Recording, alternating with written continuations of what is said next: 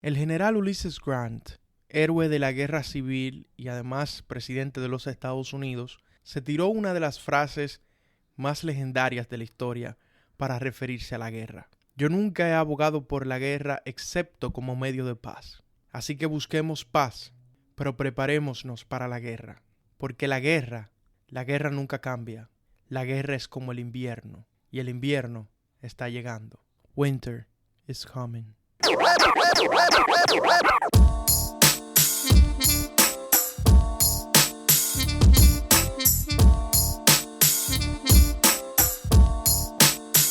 Habemos Julio. Bienvenidos a este espacio, donde hablaremos de lo que a mí me dé la gana. Les habla Julio Santana y en esta primera temporada conversaremos de historia de los Estados Unidos. Acomódate, ponte a lavar los platos, a organizar la casa, hacer ejercicio, lo que sea, mientras viajamos por el tiempo. Bienvenido.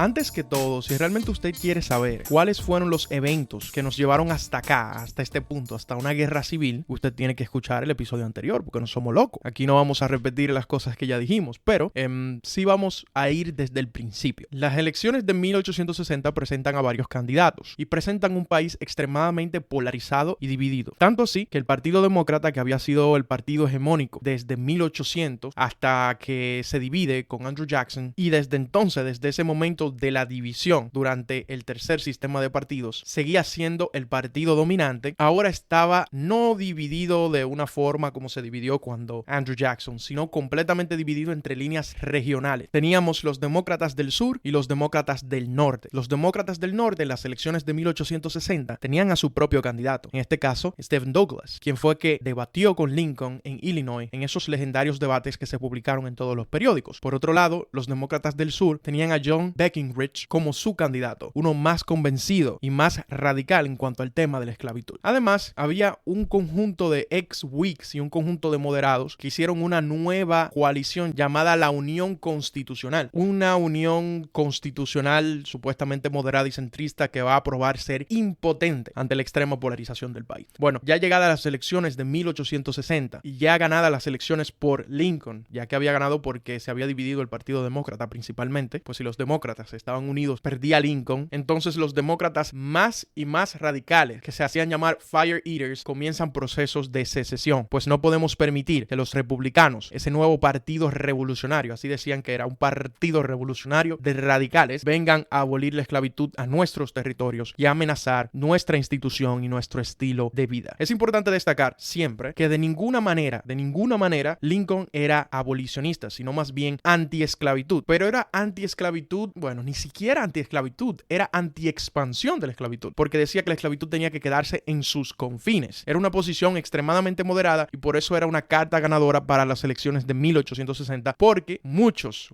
otros partidarios republicanos realmente eran más radicales. Pero no importaban los hechos, ya los sureños estaban tan radicalizados que no importaba lo que decía Lincoln. Ellos decían que el tipo era un amante de los negros, que los iba a liberar y que simplemente quería la igualdad entre negros y blancos, y esa era básicamente la propaganda, lo cual era totalmente falso. John Crittenden, quien era un miembro de esa unión constitucional moderada y centrista que participó en las elecciones de 1860, dio un mapa luego de las elecciones para que se calmaran los ánimos, un nuevo compromiso. Pero la gente realmente estaba harta de todos esos compromisos que nunca sirvieron para limar las perezas desde el 1820 hasta ahora. Bueno, podemos decir que el compromiso de Missouri fue un poco exitoso, pero solamente por 2 décadas o 1 década y media. El nuevo compromiso de Crittenden lo que proponía básicamente era volver el reloj hacia atrás. Primero, restablecer el compromiso de Missouri, es decir, la línea por debajo de Missouri que decía, por debajo de esto todo el mundo va a ser esclavista, por arriba de esto todo el mundo va a ser libre. Pero además iba a proponer que por constitución, es decir, por ley, no se pudiera abolir la esclavitud desde el gobierno federal por la perpetuidad, de manera perpetua, nunca en la historia. También iba a permitir la esclavitud en la capital y también iba a permitir que los esclavos se puedan mover por todo el territorio. De otra forma también también hacía que los abolicionistas tendrían que pagar compensaciones a los esclavistas si se les perdían los esclavos. Es decir, este compromiso de Crittenden beneficiaba bastante al sur y a pesar de ello, muchos sureños decían que no era suficiente. Pero especialmente no servía de nada para un tipo como Lincoln y para los republicanos que dijeron, esto es imposible que nosotros lo firmemos. Tenemos que firmar algo que diga que la esclavitud no va a seguir expandiéndose. De lo contrario, no entramos en ese juego. Entonces, este compromiso ni siquiera pasó el petit comité que estaba asignado para trabajar en esto de hacer compromisos. A pesar de que era sureño, final que propuso el compromiso John Crittenden en el momento de la guerra y de la división de los Estados Unidos, apoyaría a la Unión. Pero antes de siquiera este compromiso cayera completamente, que estaba apoyado el compromiso por el presidente que ya era un lame duck, James Buchanan, antes de que siquiera cayera, los demócratas sureños más radicales, es decir, los Fire Eaters, ya estaban planeando salirse del país.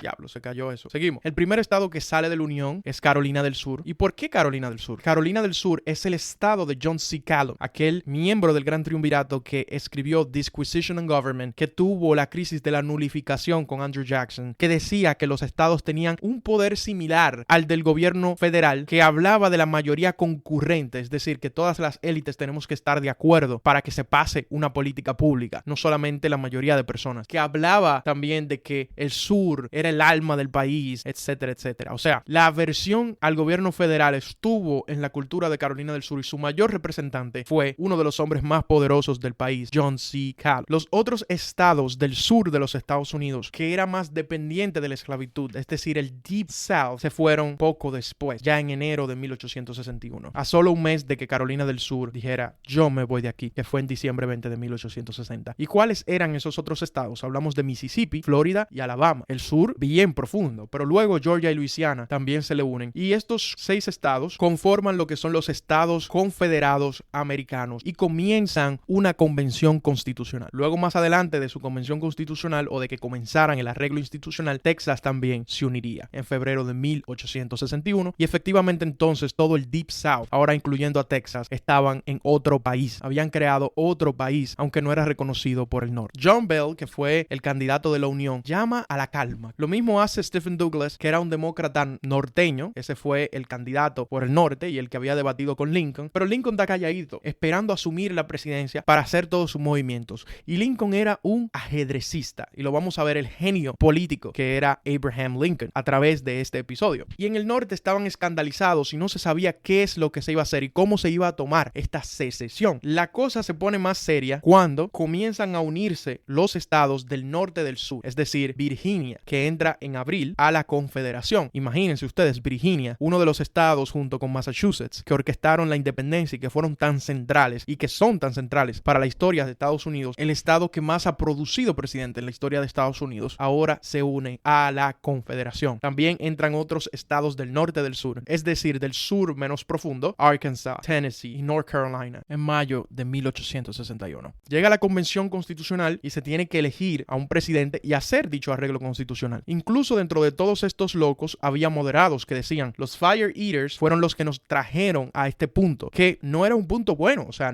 realmente no queríamos irnos de la Unión, sino que nos obligaron. Y parte de estos radicales que tenían una retórica inflamatoria nos llevaron allá. Entonces se debía elegir no a un Fire Eater como presidente, sino a un moderado. Y ese moderado fue Jefferson Davis, que había sido parte del gabinete del presidente Franklin Pierce y el senador por Mississippi en los últimos años. Cuando se elige a Davis como presidente de la Confederación, este sale de la Convención Constitucional en Montgomery, Alabama, diciendo, el tiempo de compromisos ha pasado. El sur está determinado a mantener su posición y hacer a los que se oponen oler el polvo sureño y sentir el acero sureño. ¡Ay, qué amenaza! Tengo miedo.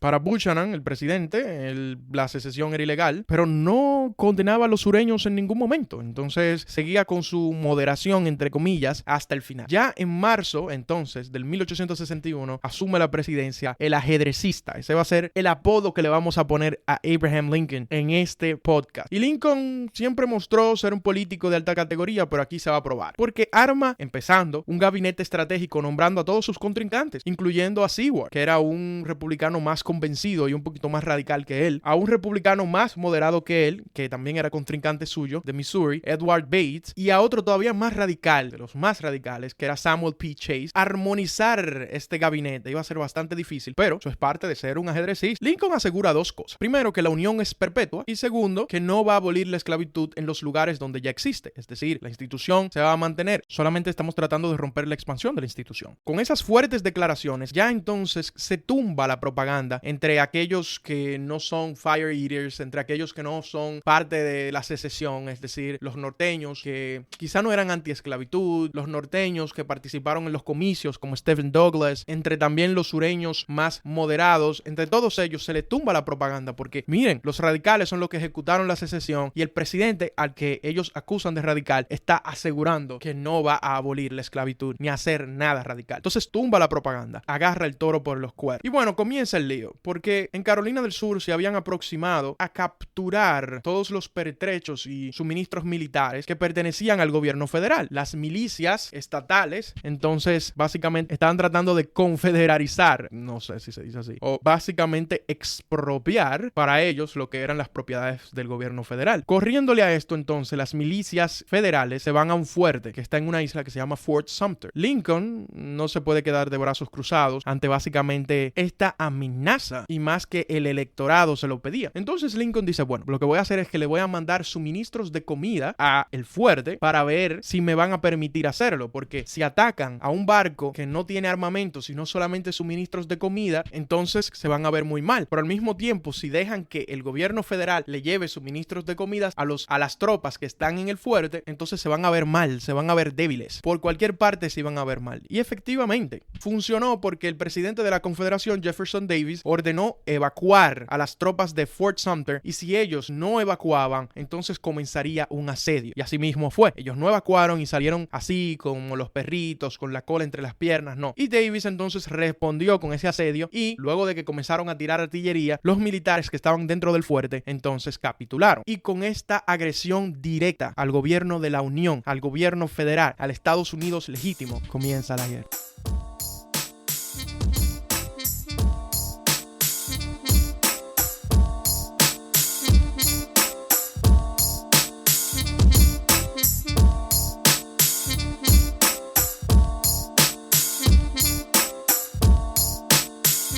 Parte importante también de la estrategia de dejar que ataquen primero los sureños era, bueno, convencer a los estados esclavistas que no se habían unido a la Confederación. Eso se le llamaba los border states, los estados de las fronteras, es decir, de la frontera entre el nuevo país o el país en rebelión y la Unión. Y esos estados eran Missouri, Kentucky, Maryland, Delaware, y en la parte de Virginia que iba más allá de las Apalaches, West Virginia, básicamente un nuevo territorio que se había creado porque ellos dijeron, no, nosotros no nos vamos a separar de la Unión. Y así fue, básicamente se creó un nuevo estado a partir de esto. Por eso es que hoy ven que existe West Virginia y Virginia. Los sureños estaban un poco confiados porque existe una palabra que es el adjetivo yankee, que se utiliza poco aquí arriba en norte para referirse a uno mismo. Diablo, qué lambonazo soy yo de que uno mismo, como que uno es gringo. Uno lo que vive aquí es... Bueno, seguimos. Para referirse a ellos mismos no utilizan la palabra yankee. Yankee es un equipo de pelota. Pero en el sur sí se refieren a los norteños como yankee, y especialmente a aquellos norteños que tienen esa actitud de ciudad y todos esos distintos manerismos y la cultura que eso implica, ¿no? Y bueno, el yankee, desde no sé cuándo, porque ya Jefferson se quejaba de que los sureños no eran como los yankees y no querían estudiar y lo que querían era disparar y privar en que son más hombres de la cuenta. ¿Recuerdan eso?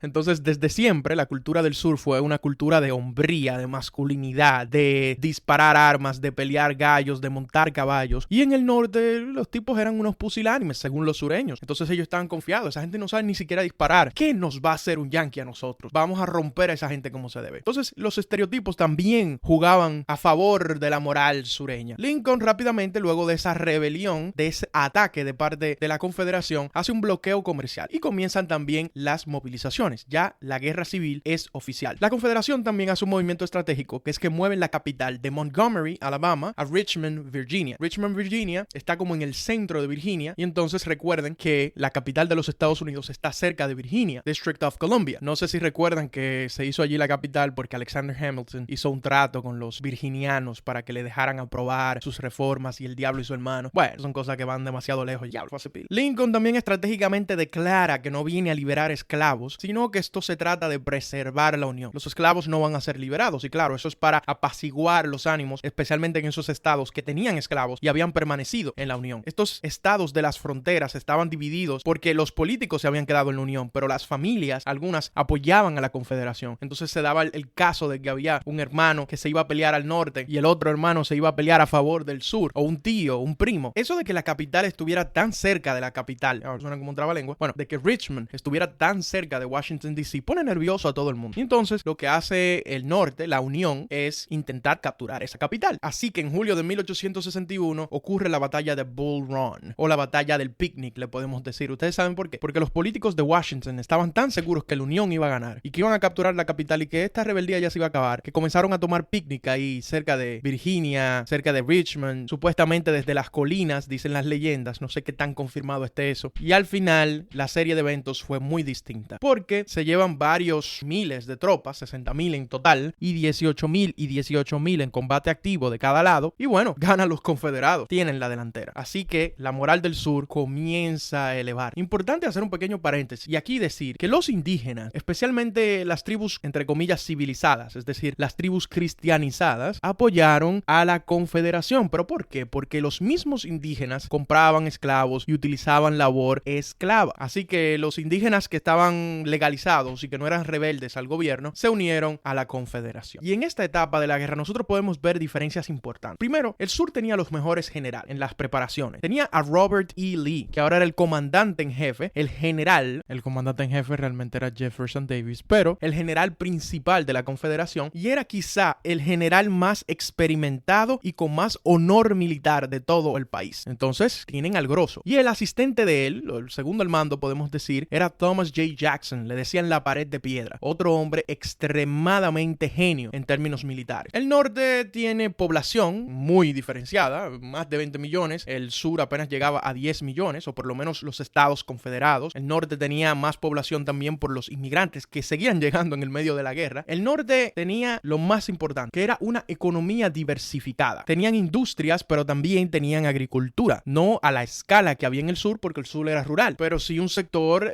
agricultor y ganadero sumamente prominente. También el sector agricultor y ganadero no se dedicaba a cash crops, sino cosas que podían producir alimentos. Entonces el norte también tenía más seguridad alimentaria, porque los campos del sur estaban repletos simplemente de algodón, especialmente del sur profundo, que fueron los primeros que se fueron de la Unión. Se salvan un poquito porque los estados del norte del sur, como Carolina del Norte y Virginia, tenían más o menos un poquito de industrias, cultivaban maíz, entre otras cosas, pero no tanto como más al norte todavía. El norte también tenía una mejor armada, o una armada bastante desarrollada, porque en los puertos del norte es que llegaban las importaciones y las exportaciones, y entonces tenían que tener la armada para proteger los barcos. En términos diplomáticos, el sur podía tener la ventaja, pero no tuvo la ventaja que quería tener, sin embargo. ¿Por qué? Porque los poderes europeos hubiesen querido aprovecharse de la situación para dividir los Estados Unidos, dándole armas y suministros a los rebeldes. Sin embargo, había un problema moral. Las masas de Europa, que ya habían abolido la esclavitud muchísimos años antes, ya no estaban a favor de la institución. Entonces decían, no, especialmente las clases medias burguesas. Los aristócratas no tan. Y las clases medias burguesas tenían ya bastante voz en la Europa de 1860. También la clase trabajadora tenía una opinión mala hacia la institución de la esclavitud. Pero no tan solo eso, sino que no se quería gastar el dinero y tampoco era tan necesario volverse loco por los suministros de algodón, porque el sur había sido tan productivo de los años 50 hasta el año 60 que había exportado suficiente algodón como para que Gran Bretaña, que era el mayor consumidor de algodón del mundo y que obviamente lo necesitaba para las industrias textiles, tuviera suficientes reservas. Es decir, Gran Bretaña tenía algodón para par de años y no se iban a volver locos defendiendo al sur para asegurarse de ello. Sin embargo, como quiera, diplomáticamente mostraban sus simpatías. Francia ni siquiera se metió mucho en eso porque no era un consumidor tan grande de algodón. Hubiese querido también,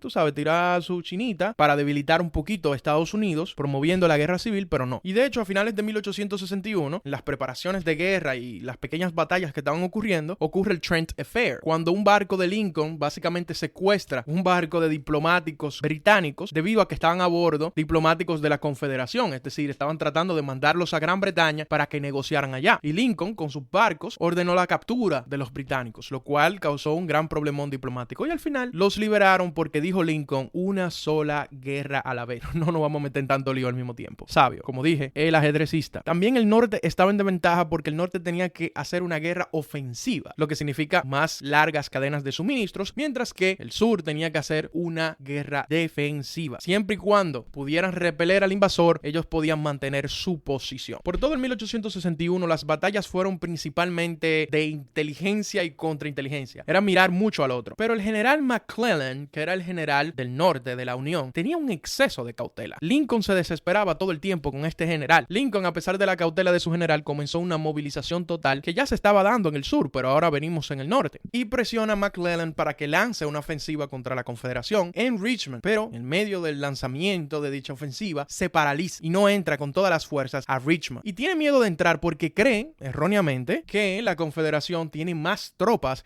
y que están más preparados que ellos. Es decir, el tipo tiene miedo. Los generales Lee y Jackson, pared de piedra, lanzan una ofensiva contra Washington, aprovechándose de que este tipo básicamente tiene miedo. Y entonces divide las tropas, los que se van a quedar en Richmond y los que van a ir a defender Washington. Y bueno, cayeron en el anzuelo, porque entonces ahora pueden defender Richmond y atacan directamente a las tropas que están afuera de Richmond. Y en la batalla de los 7 días, los norteños tienen que retirar. No solamente esto, sino que la Confederación se pone atrevidita y lanza una ofensiva contra el norte. Se dirigen a Maryland y ganan la segunda batalla de Bull Run. Lee se retira luego de que lanza esa ofensiva porque el punto es defender. Y a pesar de que está en retirada, el general McClellan no le cae atrás. McClellan no le cae atrás. Lincoln quería arrancarse la cabeza, básicamente. Y lo reemplaza. Dice, ya yo no puedo con este tipo. Lo reemplaza por Ambrose y Burnside, quien también pierde una batalla poco después de que lo nombran en diciembre de 1862. Entonces, el año 1863 entra con la Confederación ganando batalla tras batalla. Tienen la delantera. Lincoln de nuevo cambia de general, esta vez por Fighting Joe Hooker. Pero estos generales que están reemplazando porque no dan la talla son los generales principales, es decir, los generales del Potomac, los que iban a defender la capital y las importantes ciudades del norte. Al oeste tenemos el general Ulysses Simpson Grant, el general secundario. Grant está liderando una ofensiva para intentar tomar el río Mississippi, o bueno, el área del río Mississippi y el río Missouri, importantes fuentes de agua que los sureños debían mantener bajo su control. La Unión está ganando batallas pequeñas ahí en Tennessee, y de hecho, más adelante, Memphis, Tennessee, iba a caer ante la Unión. Los confederados, al mando de Albert Sidney Johnston, atacan el campamento de Grant en 1862 y básicamente tomaron la delantera con la batalla sorpresa, pero el general murió en batalla, dejándolos con el general Beauregard, quien se desesperó lamentablemente. ¿Por qué yo dije Beauregard? No sería como Beauregard. Beauregard, no importa. El punto es que esa desesperación iba a ser cara porque básicamente la Unión ahora tiene total control de la ribera del Mississippi, la que está más al norte. Y ahora el Mississippi, en parte, está bajo control de la Unión. Por otro lado, también la Armada llega a New Orleans y New Orleans capitula. Van básicamente cortando suministros en el camino, pero escapan. Porque lamentablemente, o afortunadamente, la Confederación no tiene la capacidad para hacerle guerra a la Armada norteña. En septiembre de 1862, Lincoln lanza una advertencia,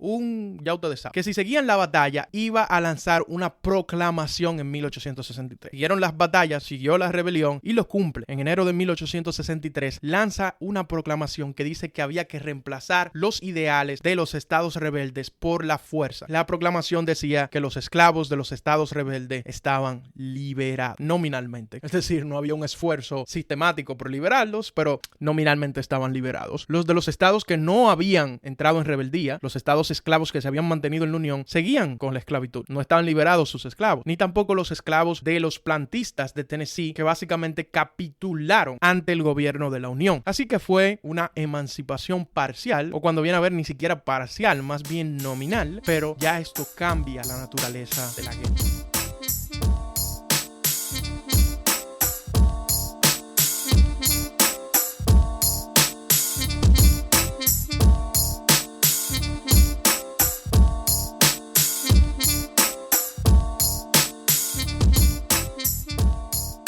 Como dije, la emancipación cambia un poco la naturaleza de la guerra. Muchos decepcionados de la proclamación de emancipación, que en realidad era nominal, criticaron fuertemente a Lincoln porque había dicho que no iba a abolir la esclavitud y de repente lanza una proclamación aboliendo la esclavitud parcialmente. Algo que afectaría significativamente el outcome de las elecciones, los midterms de 1862, donde muchos partidarios de Lincoln comenzaron a perder elecciones. Lincoln se enfrentaba a una realidad política bastante complicada porque tenía que negociar con demócratas norteños todo el tiempo. Pero también, a pesar de que había hecho una especie de quimera con su gabinete, todavía tenía oposición interna de republicanos radicales que lo veían muy blandito, muy flojo, a pesar de que estaba llevando la guerra a cabo. Por otro lado, Lincoln tiene que lidiar con la diplomacia, tiene que lidiar con la guerra a pesar de la política y sobre todo tiene que lidiar con la impopularidad de haber entrado a negros como enlistados en la guerra, que en realidad ya habían entrado de una manera u otra, pero vamos a hablar de eso ahorita. En fin, el punto es que Lincoln le explicaba a Grant que estos soldados negros eran igual que cualquier otro soldado y trabajaban al doble porque estaban acostumbrados al trabajo duro y también porque tenían la moral bien alta en esta guerra que significaba demasiado para ellos. Pero no es que los soldados negros la estaban pasando muy bien, las tropas estaban segregadas realmente. Y los norteños, especialmente aquellos que estaban peleando por la Unión, pero tenían afiliaciones al sur o pertenecían a los estados de las fronteras como Missouri, etcétera, los trataban con un racismo tremendo y de ninguna manera iban a pelear al lado de un negro como igual. Así que la pasaron bastante mal los afroamericanos que estaban peleando por su libertad. Sin embargo, no va a ser nada como en el sur. Los sureños se rehusaron completamente a tomar prisioneros de guerra que fueran negros. Es decir, cuando veían un soldado negro y ganaban una batalla, en vez de meterlo preso, decían vamos a guindarlo, vamos a matarlo, porque no vamos a alimentar a soldados negros. El supremacismo blanco estaba de los dos lados del campo de batalla. Sin embargo, del otro lado era una masacre. De hecho, se ejecutaron varias masacres de soldados negros que se rehusaban a tomar como prisioneros y la más famosa de ellas fue la de Fort Pillow. Ahora, el miedo constante a que negros de plantaciones se rebelaran y comenzaran a pelear del lado de los norteños hacía que la paranoia de los sureños hacia los esclavos fuera más intensa que en cualquier momento de la historia. Y ese miedo constante hacía que hombres se quedaran vigilando a los negros mientras en el norte tenían a los negros peleando para ellos. O sea, al final, las fuentes de conseguir soldados eran disímiles. Esto causaba otros problemas en el sur. Pasaron una ley que se llamaba el 20 Negro Law, que básicamente decía que si usted tenía más de 20 esclavos, y tener más de 20 esclavos te ponía en una posición económica bastante privilegiada, no sé si recuerdan que la división de clases en el sur estaba bastante acentuada, y que tener 20 esclavos te ponía en un porcentaje de la población bastante mínimo. Anyway, los que tuvieran 20 esclavos no tenían que ir a la guerra porque así aseguraban el output económico, que estaba basado bastante en los esclavos, y al mismo tiempo cuidaban a esos esclavos de que no se escaparan y sirvieran como tropas del norte. Esto causa tensiones de clase en el sur por todas partes, porque es que nosotros los pobres no tenemos excusa y tenemos que ir a la guerra mientras ustedes los ricos se quedan bebiendo té en su casa, cuidando a sus esclavos y contribuyendo económicamente a la guerra. Y hasta eso está en cuestión, como hablaremos un poquito en los próximos minutos. Pero fíjate que en el norte tampoco que la cosa estaba muy bien, o sea, tenían también sus tensiones. En el norte pasan el Conscription Act, pero realmente los ricos pueden evadir el draft del Conscription Act pagando $300. Ah, bueno, ahí el jovencito Rockefeller fue uno de los que dijo, pero yo no voy para la guerra, tomen $300 ahí y hablamos el martes. Imagínense un trabajador que se haya leído Sociology of the South or The Failure of Free Society de George Fitzhugh, que mencionamos en el episodio anterior, que decía que la competencia capitalista del norte había fallado y entonces se jodían los trabajadores y por eso hay que tener la esclavitud activa, yara, y que de repente vea que si usted paga $300, usted no tiene que ir a la guerra, una guerra que por cierto significaba que iban a liberar los negros y los negros iban a tomar tu trabajo. Esa era la mentalidad de muchísimos trabajadores. Entonces esta medida fue bastante impopular, al punto que causa un race riot terrible en la ciudad de Nueva York, de nuevo, en verano de 1863. Linchan a 6 negros libres, tomándolos como chivos expiatorios de que los jóvenes tuvieran que ir de manera obligatoria a la guerra. Lo que me cura siempre de estas tensiones sociales es que no agarran a los ricos y los linchan, que se supone que son los que se están saliendo con la suya, sino que agarran a los pobres negros que andan por la calle, que supuestamente le van a quitar los trabajos, y los linchan. Pero no solamente lincharon 6 negros hasta matarlos, sino que también golpearon a muchísimos otros. Quemaron casas donde vivían negros, también quemaron orfanatos, porque al final ellos estaban en la raíz del problema. Ellos eran la razón por la que tenemos que ir a pelear. Ellos y su puta existencia. Perdonen la palabra. Se estaban estaba destilando odio por todas partes. Pero hay que destacar que incluso ahora en la guerra civil, la experiencia para los negros era horrorosa, porque en el peor de los casos se quedaban en esclavitud con un amo paranoico y si intentaba escapar se moría. Pero en el mejor de los casos escapaba y los norteños lo convertían en un trabajador de contrabando. Antes de que se aprobaran de que podían ser soldados, la estrategia de los generales norteños era tomarlos de contrabando. ¿Y qué quiere decir contrabando? Ponerlos a trabajar por sueldos mínimos o de manera gratis para el esfuerzo de la guerra. No como soldados, sino como cultivadores, cocineros o lo que sea, ¿no? Y luego, cuando ya fueran soldados, en este mejor de los casos, iban a estar en tropas segregadas ante un racismo increíble y luego podían ser capturados por el enemigo y matarlos inmediatamente por el odio declarado que le tenían los sureños. Pasando un poquito a economía, en 1862 el Congreso pasa el Homestead Act, que básicamente le da 160 acres de tierra a todo el que se mude al oeste para estimular la economía de esos estados que eran agricultores y también la urbanización de dichos estados para que la economía de guerra siguiera moviéndose y la maquinaria no se detuviera. Pero al mismo tiempo entonces que pasan el Homestead Act y comienzan a regalar tierras, también pasan el Land Grant College Act, que daba estudios para formar agricultores, políticas públicas importantes para entender la prosperidad del norte. Pero por otro lado pasan el Legal Tender Act, que mandaba a imprimir dinero sin respaldo, lo que le llamaban greenbacks, y era necesario porque los bonos de guerra no eran suficientes. Y bueno, eso contribuyó a una inflación rampante. En 1857, varios años antes de la guerra, hubo un pánico, el pánico de 1857, por una crisis económica. Se recuperaron un poquito y entonces entran en una guerra donde la inflación y las deudas están por los aires. Pero aparte de los greenbacks, se forma un sistema bancario nacional en 1863 para formalizar y consolidar todos los bancos del país. La economía de la guerra crea un boom de manufacturas. La corrupción de algunos empresarios en este boom era increíble. Por ejemplo, los fabricadores de zapatos comenzaron a poner cartones como materiales para las suelas y entonces los zapatos se desbarataban de una vez. Pero no había forma de controlar la calidad de los productos y la ambición de muchísimas personas que estaban viéndose endeudadas por una guerra. Al final, el patriotismo no daba para tanto. De paso, en Pensilvania y en otras partes del país se encuentra petróleo. Todo este tipo de cosas van contribuyendo a que el norte pueda formar una economía de guerra a pesar de la inflación y de las deudas. Mientras que en el sur las cosas son bastante diferentes. La Confederación tuvo que intervenir compañías para que pudieran producir a la capacidad que tenían que producir. Es decir, tuvo que centralizar los esfuerzos productivos, básicamente. Y hablando de centralización, a diferencia del norte, donde Lincoln sí mandaba y era la autoridad, en el sur no era así. El gobierno de la Confederación quería poner impuestos, pero los estados no querían pagar impuestos. Entonces vivían matándose con el gobierno central porque esa es la naturaleza de esos estados.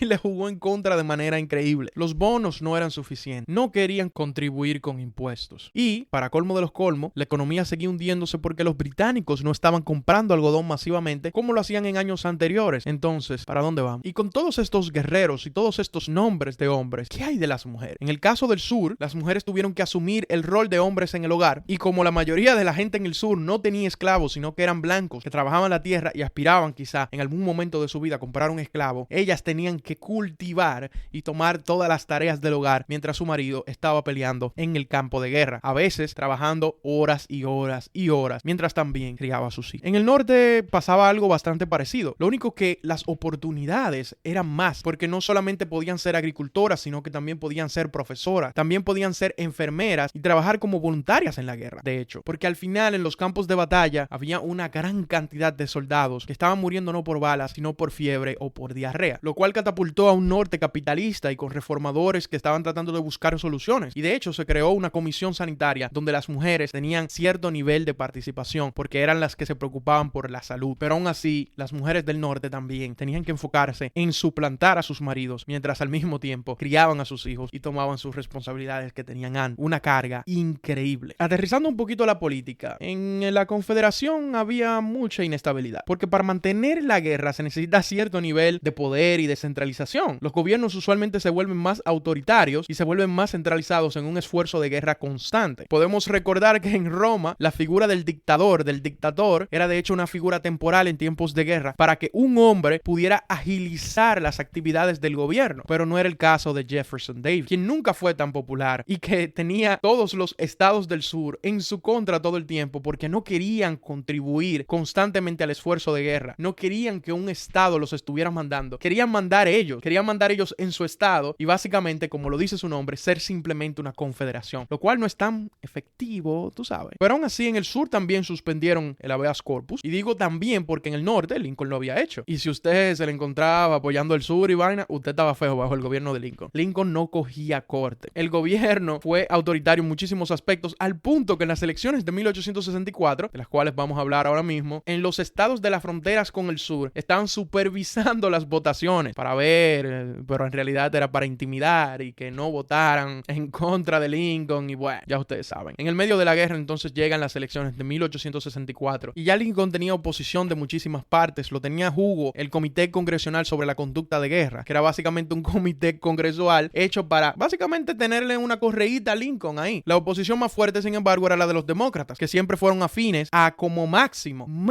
que los estados tuvieran su propia decisión sobre el tema de la esclavitud. Esa era la posición más norteña posible de los demócratas en el norte. Entonces, obviamente, no veían esta guerra como algo que iba a redimir al país y no veían la abolición de la esclavitud como algo bueno. No veían nada de esto como bien. Especialmente los Copperheads. Los Copperheads eran los remanentes de los demócratas sureños que decidieron quedarse en la Unión. Eran una quinta columna, eran un caballo de Troya gigantesco. Entonces son estos Copperheads que junto a demócratas que querían la paz y no querían la guerra, pero no necesariamente eran afines a la esclavitud, que decidieron llevar a McClellan a la selección. El general McClellan siempre se llevó mal con Lincoln y de hecho le decía que era un ape, es decir, un primate, porque a Abraham Lincoln le decían ape, A-B-E, A-B-E, ave. Entonces primate se dice ape, entonces rimaba bastante bien y le decían así sus enemigos, el primate. Además de que tenía el doble sentido de que supuestamente él era un negro, es decir, negro en sentido metafórico, que hay unos conspiracionistas negros que dicen que Lincoln era negro y que no lo quieren decir en la historia, pero no,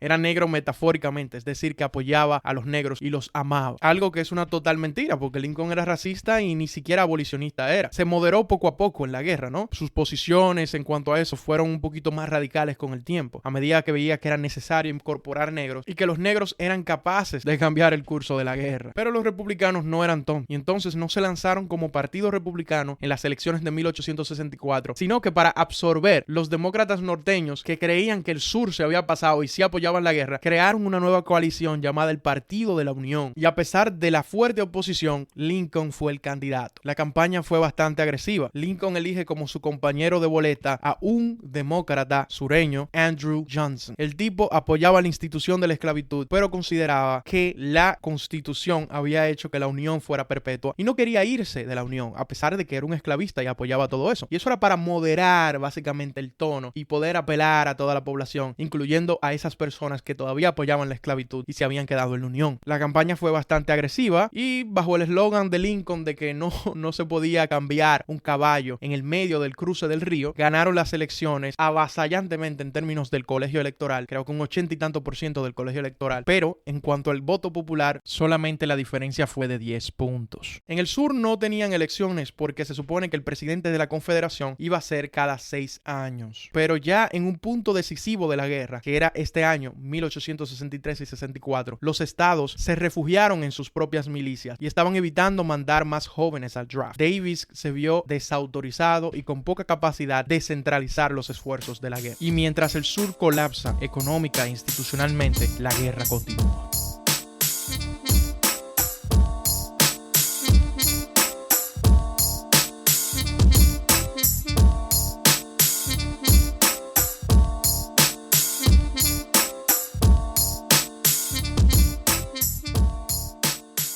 La guerra continúa en Chancellorsville cuando en mayo de 1863 Jackson Stonewall, en desventaja, se enfrenta a la Unión. Ganan esta batalla por la estrategia genial del general Lee, pero Jackson muere. Su mano derecha muere. Y decían los sureños que Stonewall se fue con Los Ángeles galopando, pero probablemente se fue para el infierno. Desgraciado. Anyway, volviendo. Lee continúa la ofensiva hacia Pensilvania. El general Meade se levanta ante la amenaza de que por ahí viene Lee a Pensilvania marchando con sus tropas y en una de las batallas más famosas, la batalla de Gettysburg, los azules, que eran unos 90,000, se enfrentan a los grises, que eran los confederados, que eran más o menos 76,000, y parecía que Lee de nuevo y sus confederados iban a ganar la batalla, pero esta vez ganó la Unión con la ventaja numérica. Esta gran batalla cambia el curso de la guerra. Jefferson Davis estaba tan confiado que ya le estaba preparando una comisión de paz para que vayan al norte antes de esta batalla de Gettysburg, pero tuvo que devolverla porque la Unión ganó la batalla. y cambió el curso de la guerra. En Gettysburg, Lincoln se presenta personalmente para despedir a los soldados y da un discurso que se convertirá en uno de los más legendarios de la historia estadounidense y probablemente de toda la historia del siglo XIX. Hace 87 años se trajo a este continente una nueva nación, concebida en libertad y dedicada a la proposición de que todos los hombres fueron creados iguales. Ahora estamos envueltos en una guerra civil, probando si esa nación o cualquier nación así concebida y dedicada puede perseverar. Y así continuaba Lincoln ese discurso, mientras el general Grant, un borracho, fracasado en la vida, que no era genio ni en la academia militar ni en ninguna parte, sigue teniendo victorias en el oeste, del que no se esperaba nada, anda teniendo victorias y victorias militares en 1863. Una vez teniendo el oeste bajo control, Grant entonces se moviliza al este de Tennessee y también lo pone bajo el control de sus tropas, derrotando una y otra vez a los confederados. Entonces siguen avanzando hacia el este, hacia Georgia, North Carolina, Virginia, etc. La conquista de Georgia se le entregan al general Sherman, quien decía que la guerra era como el infierno. No quería la guerra, pero la guerra era como el infierno. Es decir, él creía en la guerra destructora y total. Fue un pionero en este concepto de guerra total que veremos tanto en el siglo XX globalmente. Y por todo 1863 y 1864, Sherman hace su marcha hacia el mar, destruyendo todo a su paso, porque el punto era destruir la cadena de suministros que tenían en Georgia los confederados y cortar la comunicación que proveía Georgia entre el sur profundo y más al norte. Algunos justifican a Sherman y dicen, bueno, si Sherman no se hubiese atrevido a hacer esta guerra total y destruir todo a su paso, quemando ciudades, quemando pueblos, quemando plantaciones, evacuando a todo el que estaba en el medio y el que no se iba se lo llevaba enredado, entonces la guerra se hubiera prolongado. Es decir, al final del día, con su crueldad, con su guerra total, con ser implacable, Sherman acortó la guerra y salvó vidas. De eso se dice en la historia de casi todo el que fue implacable y fueron los victoriosos, pero el que fue implacable y no ganó nada, entonces ese es un desgraciado. Pero bueno,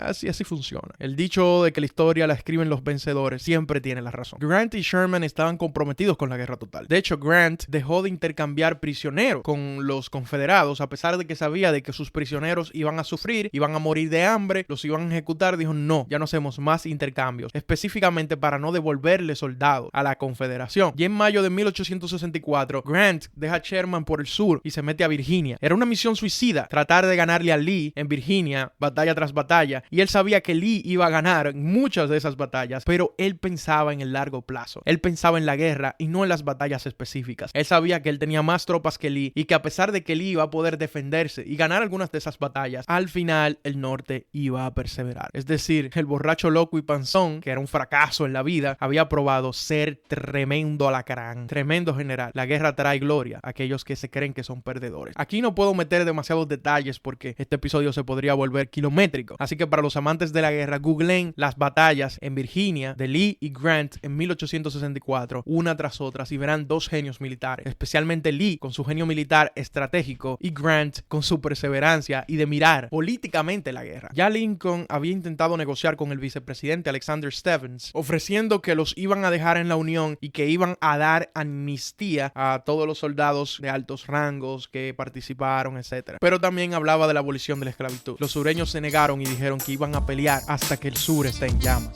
Y así será.